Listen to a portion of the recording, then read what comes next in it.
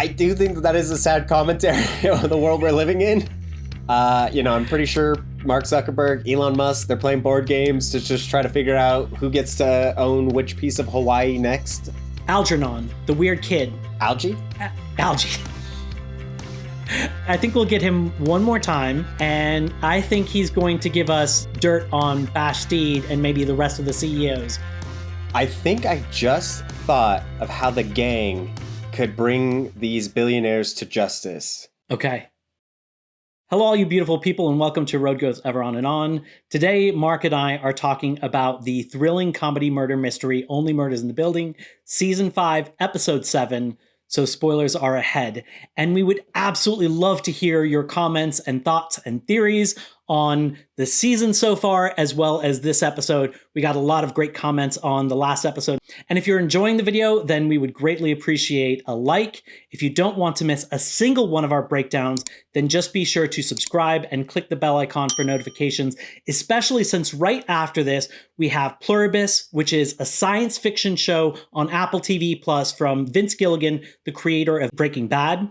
We also are going to be doing Drops of God Season 2 after that, also on Apple TV Plus, genre-bending drama thriller that is just absolutely phenomenal. If you have any thoughts, questions, ideas on shows that we are covering or should cover, please feel free to let us know. And with that, what are your thoughts on this episode?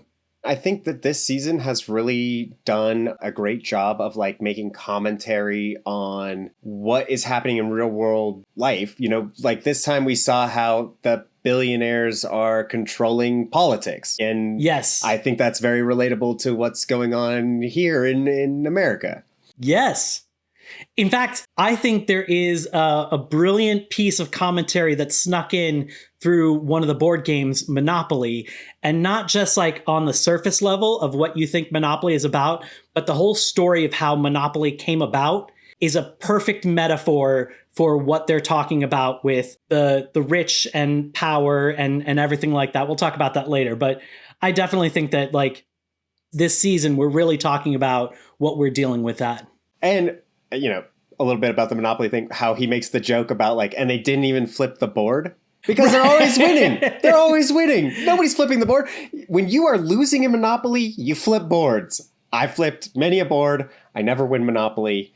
But it is interesting to see that how Mayor Tillman is being ran by Bastide. So much so that Romy, yeah, is Bastide's niece. She was just this little quiet side character, but she has deeper importance. I loved her in this episode. I think she really, really got a chance to shine. I definitely agree. We finally heard her speak, which is great.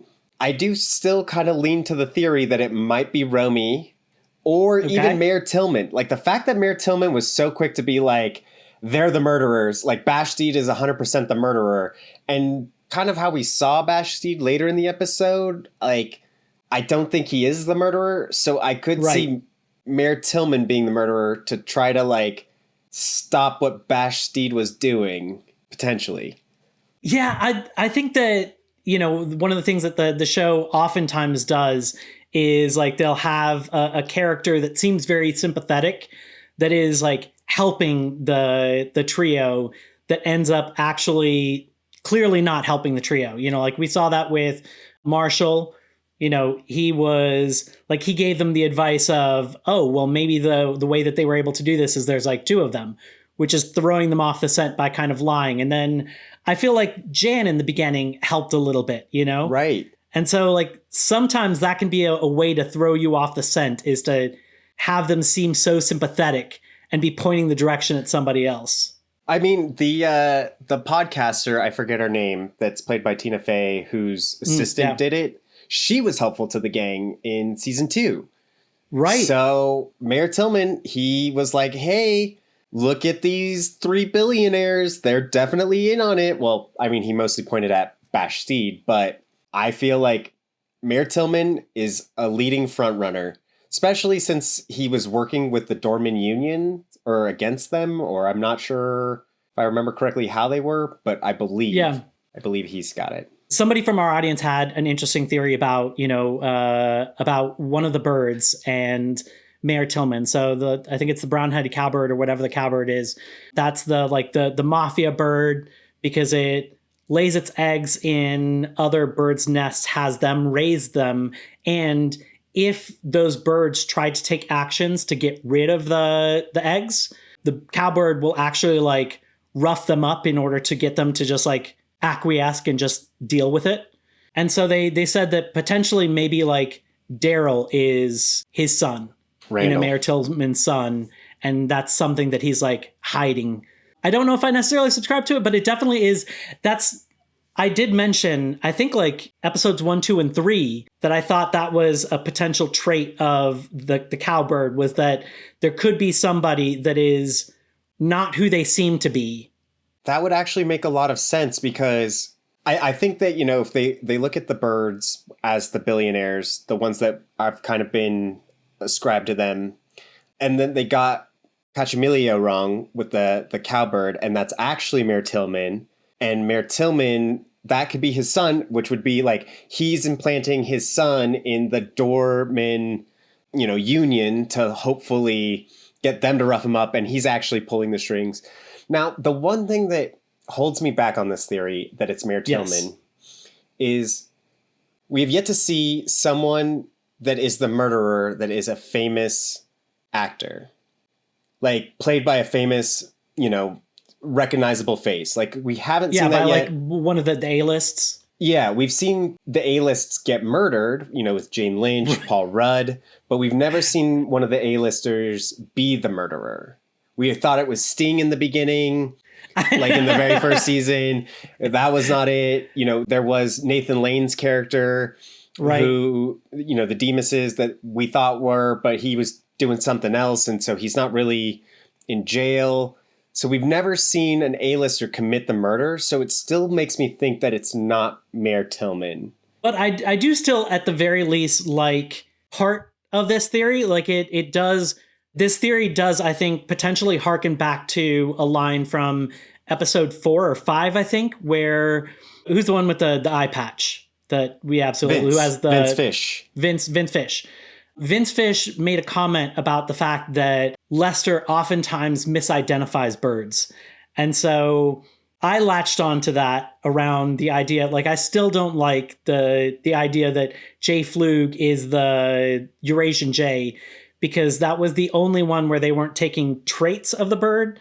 They were just using the bird name to say, oh, the Eurasian jay has J in it, so obviously it's Jay Flug.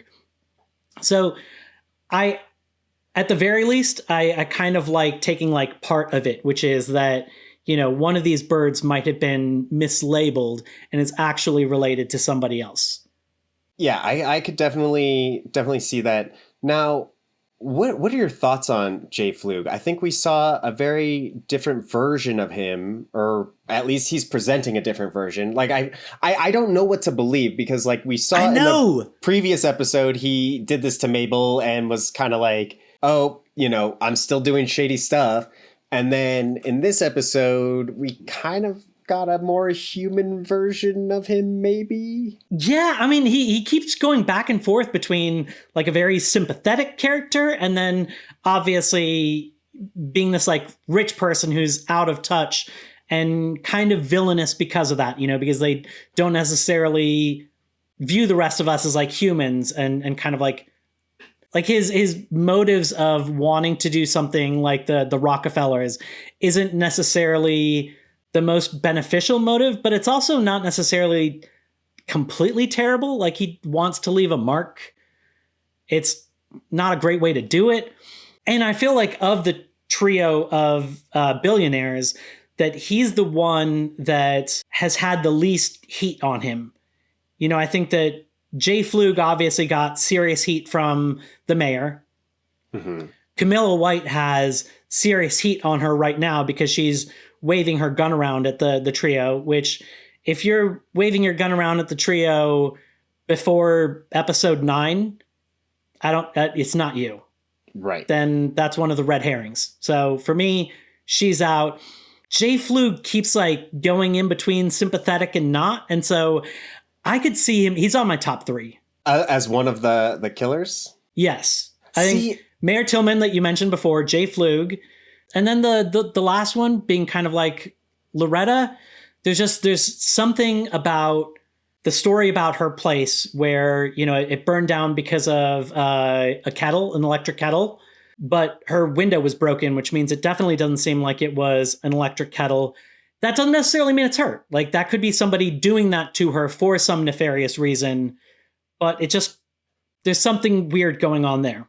Yeah, I mean, okay, to the Loretta point, it is, like, I could see possibly the break-in being done by Camilla White or, like, her goons because she wants to buy Oliver's place and basically the whole Arconia to build a casino, which is crazy. Which also, I thought it was interesting that it seemed like they used AI to make the casino layout in the Arconia. Right.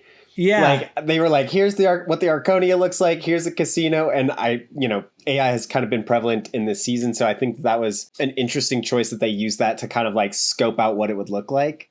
So I could see Camilla being the one that did that to Loretta. I would say my top three right now are Mayor Tillman. Okay. Even though I'm on the fence, but again, it's because of the A-list actor. I do see that they could possibly do it with, like, if it was going to be somebody, I could see it being him. Romy. I mean, I'd kind of call him like B-list. I love him to death. But you're right. I don't think he's as big as, He was in the Mario movie. He was Toad. So he's kind of a big deal, actually. So shut your mouth. Okay. Like I said, I love him. I know. So yeah, Romy, but I also kind of feel like they're lumped in together, Okay, yeah. And then Brayden. I still think Brayden, like, it's such a red herring. We've only seen him in a couple episodes, but yeah. I feel like in the next couple episodes, we'll come back to the kids. It's all going to tie together and we're going to be like, it was Brayden. He just wanted to be like his dad. I completely forgot about them, which is unfortunate because honestly, they were one of my favorite parts of the season so far. Well, and I've only really been in 2 episodes, so maybe not them. But I could see them coming back. Like we could get Mrs. Cachamilio in there with the kids and like flesh out a little bit more. Like, right. But also Nona, I think. I forgot that's one of my top ones is Nona. I'll put her number 4. She hasn't had enough screen time for me to be it, but I still think she's a possibility. I know. I still don't know. It's got me guessing, but I think my top is Romy. I think Romy. Absolutely. I would love to hear what your top 3s are or number 1 or anything like that. Curious what the pulse is on this as far as who is, who isn't the top candidates. Who done it? One of the other things that kind of came up this episode with the CEOs was that they had possession of the finger, which means that they somehow got into Charles's place.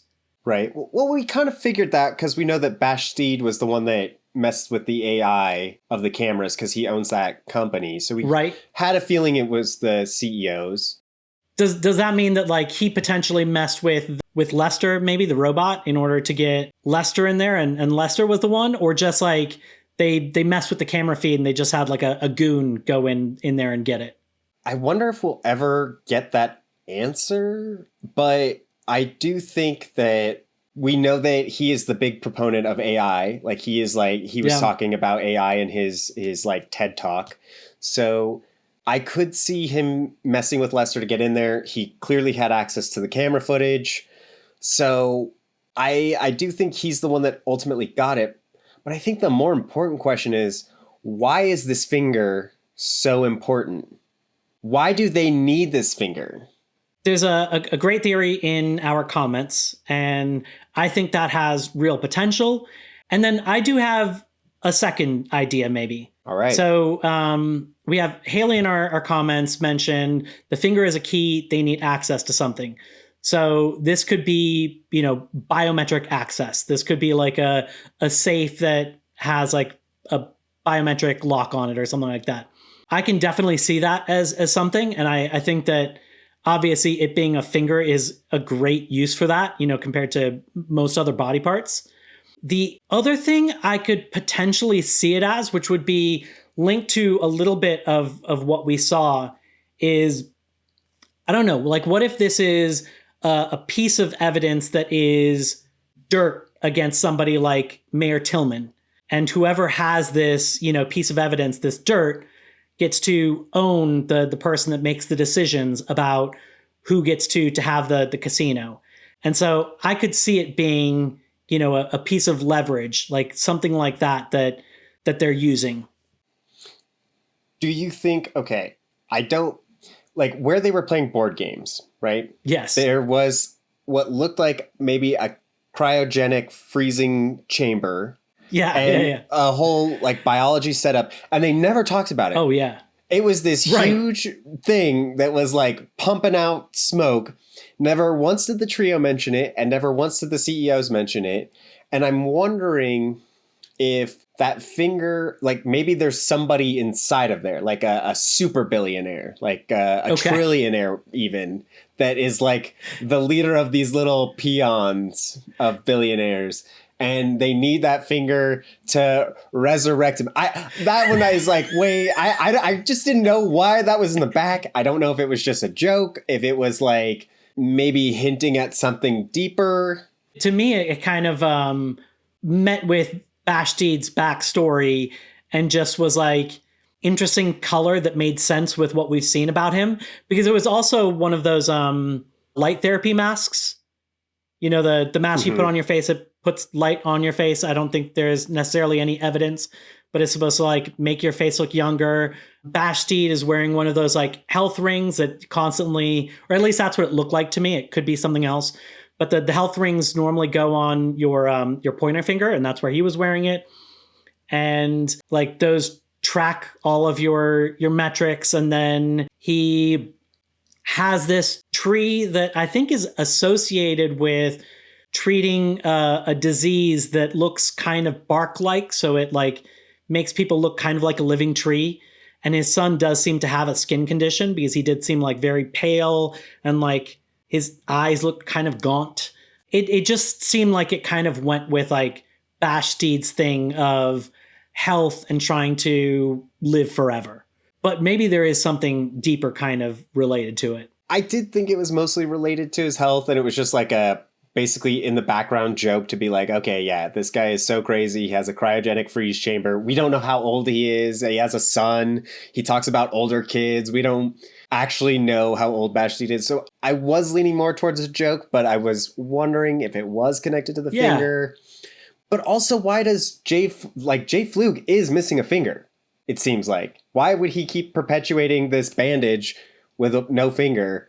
So I feel like it has something to do with it.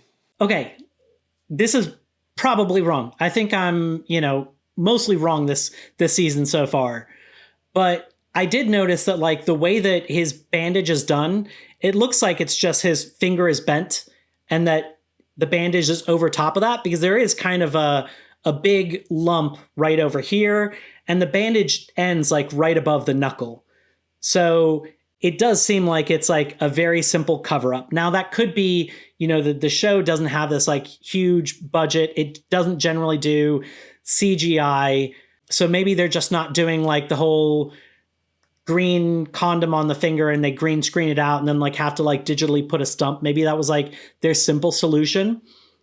But it could also be like, rather than low budget, maybe for some weird reason, and I don't know why, Jay Flug is pretending he's missing a finger and he very clearly isn't. So I did notice the stump too, but I did think, as we've mentioned before, that they don't put in a lot of effort for like CGI or trying to like cover things up. And to me, old school, like if you're saying you're missing a finger, you have that. So that's how I took it. Because I mean, also it's like originally you seem like you're pretending to lose a finger for the people that know that there's a finger out and about. So like the main trio. And then we also know that it's not his finger. We know that this finger is used for whatever they need to secure this rights to making the first casino in New York. And so why at that point keep pretending that you have this missing finger, especially like they didn't know the gang was coming. And if they're all in on if Camilla White and Bash Steed are in on him pretending to not have a finger, why would he have it there? So yeah, it does feel like he did get his finger chopped off. And I'm wondering does he want that finger to be able to attach this new finger to that stump? Maybe. I mean, the new finger seems like it is going through some pretty bad necrosis at this point. It's probably past its prime.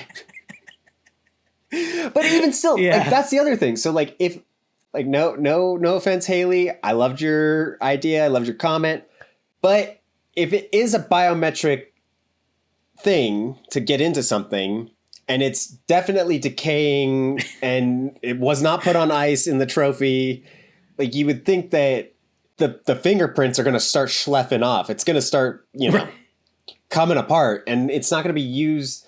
So I do like the idea that it's used for dirt or blackmail or some way, because I think that it's been way too long off of the person to be used for any biometrics. And that kind of ties back to what this season is all about, about how the powerful control, other people, politics, whatever. Sometimes it's through money, sometimes it's through dirt. They're showing these different ways. They're showing it with the podcast and how, they bought out the 1-5 so they can change the contract so that the trio can't talk about them. And it's kind of interesting seeing the effects of that, how they're contractually obligated to still put out episodes, even though they can't talk about a murder. So it's what is the point? And that's oftentimes what corporations will do. They'll just buy something up and then just completely change it from what it was. We're seeing how they're using their money against Mayor Tillman. And I think that potentially they use illegal methods like dirt. I mean, it has seemed like we've mentioned that they have a commentary on billionaires and what they can do and they can get away with. So it does feel like they will get a comeuppance at some point.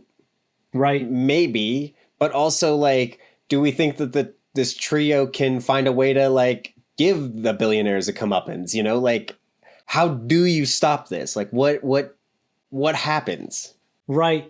I think it's really interesting that the billionaires are playing these games, whether it's, poker at a casino or Operation, Monopoly, whatever it is, for this big contract, for this finger so that they can get this big contract, whatever it is that they're doing.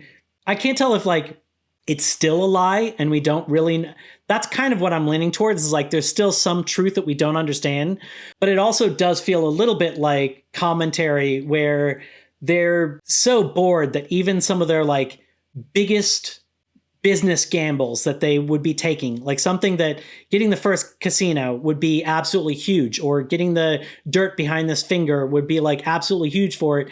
And instead of fighting for it, through their businesses or through their lawyers or whatever, they're doing it through these chance games. It kind of reminds me of the what's the Pierce Brosnan movie where he's a super rich person that steals the paintings. Thomas Crown Affair?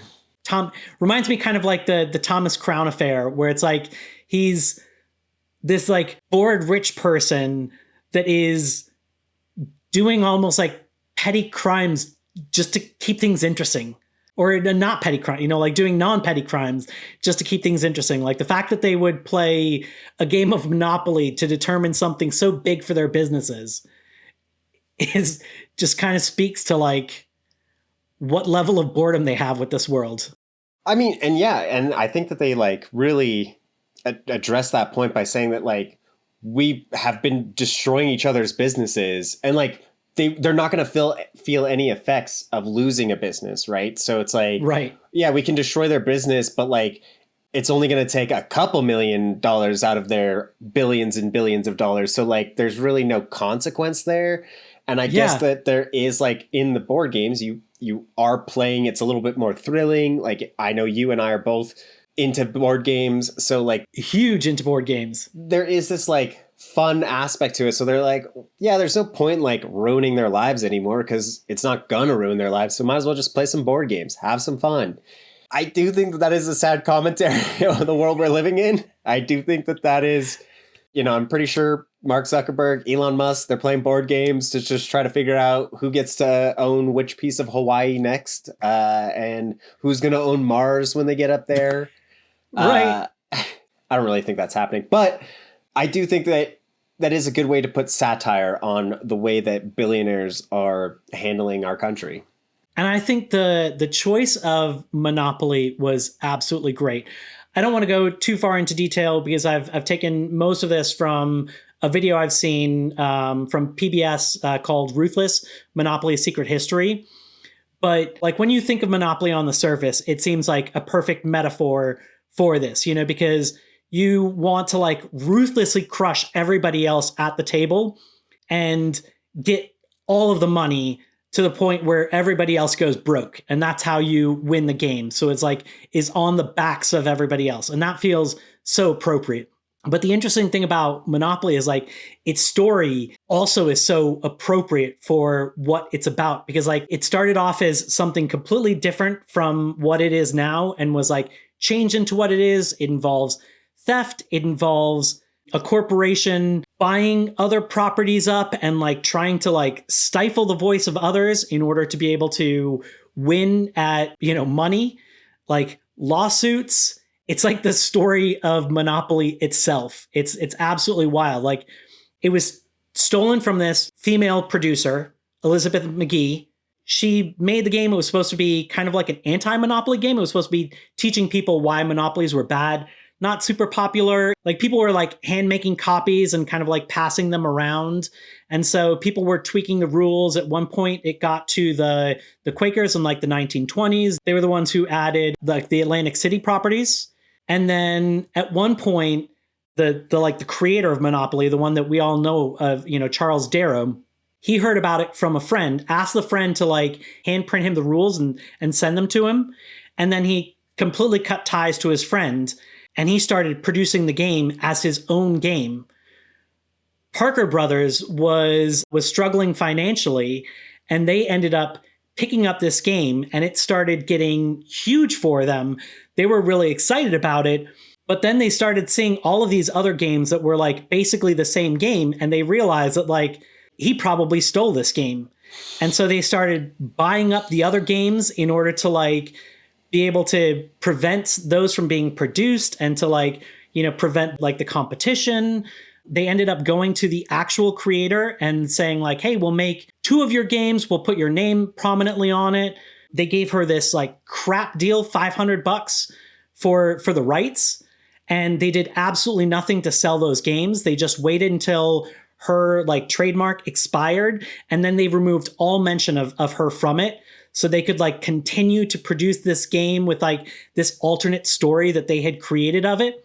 Meanwhile, this other guy creates a game kind of like tweaking the idea of Monopoly because he didn't like the idea. So he created a game called Anti-Monopoly. And they didn't want anything else to get any money around Monopoly. So they tried to sue him for it. And in digging up, he saw that like they stole this idea and like they're running on like all these lies. So like he went to court for it. They like won the original case, like the Parker Brothers. They offered him basically the equivalent of like $2 million to shut up, and just like, you won't be able to talk about it again. But he was like, it's more important to me that I tell the truth of this, even though just like in Monopoly, I think he'd taken out like 3 mortgages. Oh no. Because like he was going so far into debt, which like seems so appropriate for Monopoly. And it eventually got all the way to the Supreme Court, and he ended up winning at the Supreme Court, which to me feels like barely a victory, because to this day, when people think of Monopoly, it's still the Parker Brothers. It's still Charles Darrow. Most people don't know Elizabeth McGee's name. I don't know if she really like got recognition, much after this. And it just feels like so appropriate to the story of like corporate greed. Parker Brothers had a monopoly on monopoly. That's crazy. It's a wild story. I highly recommend you check out the video, Ruthless Monopoly's Secret History from PBS. I'll add a link to it. But yeah, I think it's great. And the CEOs, I mean, we've seen they have like a monopoly on everything. It's like, it is a perfect board game to reflect what the CEOs are doing. Like, right? It's like they own the podcast, they own AI, she wants to own the casino, like all of these different things that they have, like that they're like untouchable. They have so many different businesses. They own the mayor, the police, they have a monopoly just on everyday life. And that's right. So poignant today. And it's like oftentimes using their money instead of using their brains. Like they're buying the mayor so that they don't have to like do the hard work to get the things they want. You know, they're potentially using dirt on people in order to get what they want instead. So it's like, it very much seems like a story of corporate greed, which is not what Monopoly started as, but like what we think of the game of Monopoly today. Yeah, and how many times have I gone bankrupt in Monopoly and flipped that board? Too many to count. I've never even finished a game of Monopoly because I can't, because I get too upset and I cry. Yeah. Okay, so I want to touch on Oliver was going to sell his apartment. Originally, I had thought it was Camilla White. Then I switched to Thee. It was Camilla White trying to buy up the property. Yes, yeah. And also last episode, we kind of theorized that Oliver might be leaving. And I think that this episode kiboshed that theory. And I think that like when we saw Oliver trying to be like, I'm getting out of this, I have something to live for. And Mabel and Charles were playing their game and they were like, oh, Broadway, we need Charles. I think that has solidified it for me that Oliver is not going anywhere. Yeah, I think that was an interesting arc. And I think that Camilla's definitely going to end up rescinding her offer when, you know, something that gets dredged up by the trio is going to shine an ugly light on what she's doing. And so she's probably going to back out of all deals that she potentially had on the place. And potentially, I think Oliver, knowing that it's Camilla White, won't sell to her anymore. You know, so right, yeah. I think he could back out of that. I think I just thought of how the gang could bring these billionaires to justice. Okay. By releasing the Epstein files. Come on, release them. They're going to pop up with the Epstein files. Bashstein's on there. Jay Flug's on there. Camilla White's on there. I'm sure that like... I mean, like that's the thing is like most of the rich have at least like rubbed elbows with somebody like that. So I'm sure that this group would be on a list like that, you know, and like even if you don't have much attachment, like as a rich person, you don't want any attachment because you don't want to have to explain, oh, it was just one time and I didn't know all this other stuff, you know? Yeah. So I could see them taking him down in some way like that, like some files that have secret recordings where they're torturing puppies or something, you know, like that is how I think they could bring him down. But the only thing is like they would have to find some other way to leak it.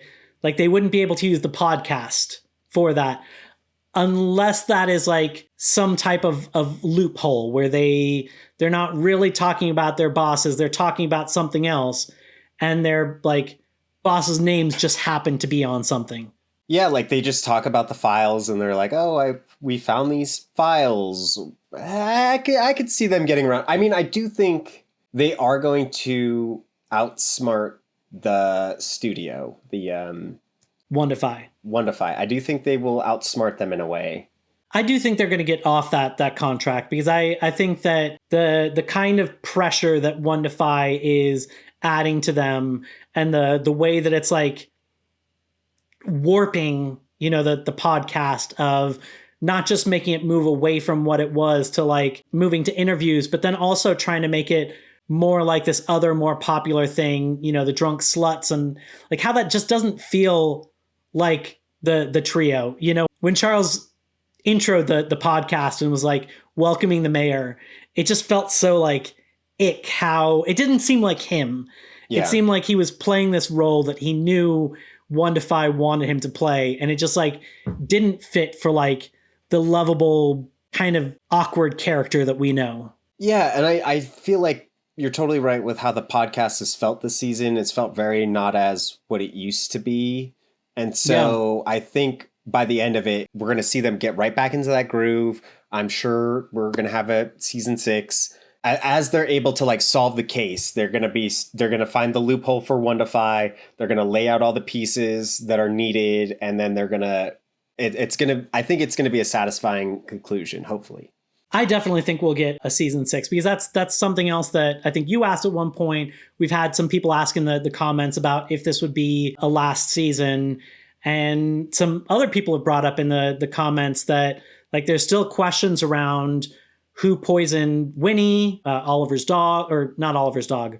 Was it Oliver's dog? Yeah. Yeah. Who poisoned Winnie, Oliver's dog, who left the notes on the doors. And I think those questions have been left intentionally blank because that's something that I think that they're planning on getting to as this big thing. One of our commenters, Almod Cons, mentioned the idea that they could see this being the Moriarty type person, somebody that's been there all along that's kind of related to that. And I could definitely see that. Oh, I could definitely see that too. I would assume that it's a Moriarty character would be somebody we know. And so I think it's Howard. It's got to be Howard. I could see that. I do have one last thing, which is Algernon, the weird kid. Algie.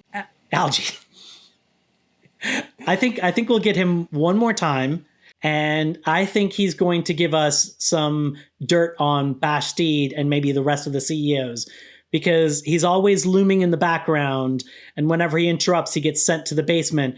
I wouldn't be surprised if the basement has dirt or if he's just seen dirt and kind of opens up to anybody that's willing to have a nice conversation with him. So I don't think this is the last time we see him.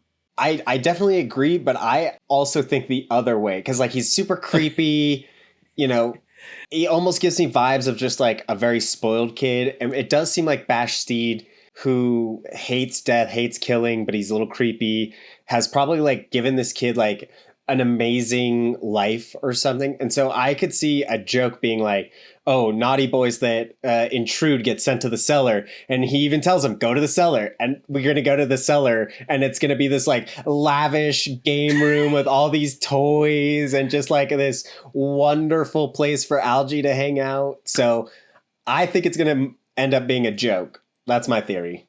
I could see that. The only thing is that I do think that Bastide thinks that he has given him the life. Like he said this whole thing about he missed out so much from his previous kids. He doesn't want to miss anything from this kid. But then what we see with this kid doesn't actually seem like it's a great life. He mentions the thing about like, oh, I thought about putting a cover on the pool, but Algie loves swimming in it. And there's like, yes, there's technically a pool, but there's no water in it.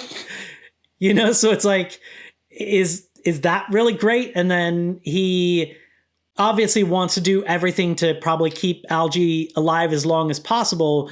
But is that kind of like taking away from his kid's employment, like feeding his kid bark in order to try and keep him alive just a little bit longer, and having one of the few treats that he be like Jamba Juice? Is that a rewarding life that Algie really enjoys? Or is he kind of being stifled? I mean, plus with Algie just kind of roaming the property alone, he's playing board games with these other billionaires. He's not playing board games with Algie. So right. He is kind of neglecting him in that sense. And maybe he's just been too into, playing these CEO games. And that I could see that too. That is actually a very, very valid point. Also, I love Christoph Waltz. He is just amazing. I love his performance in this. He plays such a creep so well. And I loved, there was a little subtle joke when J. Flew was talking to Mabel And Mabel was like, not trusting him. And he's like, I'm not a Bond villain. And Christoph Waltz played a Bond villain, Inspector. Phenomenal job there. He was underutilized, actually, in my opinion. But I thought that was a great, we had him being creepy right as it cut to Jay Flug saying, I'm not a Bond villain. And I think that was a little subtle nod to Christoph Waltz being a Bond villain and playing a good Bond villain. Yeah, and in this show, he kind of came off as a Bond villain. Like he has like a posture about him. He has, he's much more formal, rather than like the relaxed Jay Flug. And like he made jokes, he made the joke about, if you lose, we'll kill you. And then he said, I'm joking, but he said it with a completely straight face. Like he doesn't know how to actually tell a joke. I don't think it eased. So convincing that Oliver was like, I'm not dying for this. This isn't worth it. Right. So, but with that, I think our journey has come to an end. Thank you folks so much for joining along with us.